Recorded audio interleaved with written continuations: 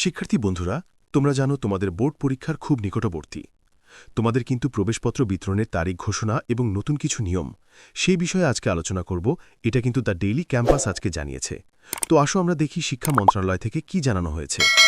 SSC পরীক্ষার প্রবেশপত্র বিতরণের তারিখ ঘোষণা।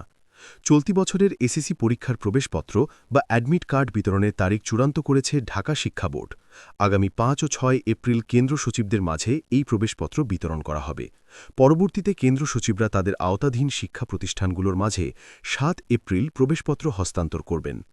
বোর্ডের নির্দেশনা অনুযায়ী কেন্দ্র সচিব নিজে অথবা তার প্রাধিকারপ্রাপ্ত কোনো শিক্ষক সত্যায়িত স্বাক্ষরসহ অফিস চলাকালীন বোর্ড থেকে প্রবেশপত্র সংগ্রহ করতে পারবেন।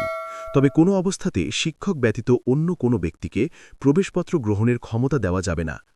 ৭ এপ্রিল কেন্দ্র সচিবরা তার কেন্দ্রের অধীনস্থ সকল স্কুলকে প্রবেশপত্র বুঝিয়ে দেবেন। প্রবেশপত্র হাতে পাওয়ার পর শিক্ষা প্রতিষ্ঠান প্রধানদের তা নিবিড়ভাবে যাচাই করার নির্দেশ দেওয়া হয়েছে। যদি কোনো পরীক্ষার্থীর নাম, পিতামাতার নাম, রোল নম্বর বা রেজিস্ট্রেশন নম্বরে কোনো ভুল থাকে কিংবা প্রবেশপত্র কম বেশি হয়, তবে তা আগামী ৮ এপ্রিল থেকে ১৯ এপ্রিলের মধ্যে সংশোধন করে নিতে হবে।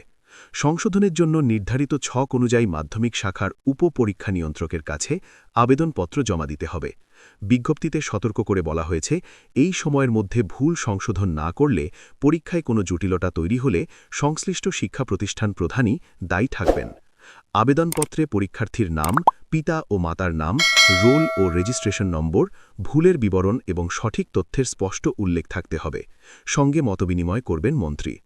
তো শিক্ষার্থী বন্ধুরা, তোমরা যারা এসএসসি পরীক্ষার্থী আছো, তোমরা খেয়াল রাখবে তোমাদের নাম, পিতা ও মাতার নাম ভুল না হয়।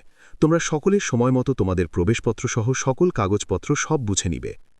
আর সকল আপডেট তথ্য পেতে আমাদের এডুকেশন টাইম চ্যানেল সাবস্ক্রাইব করে আমাদের সাথে থাকো এবং সকল গুরুত্বপূর্ণ ভিডিওর নোটিফিকেশন সবার আগে পেতে পাশে থাকা বেল আইকনে অল চালু করে রাখো।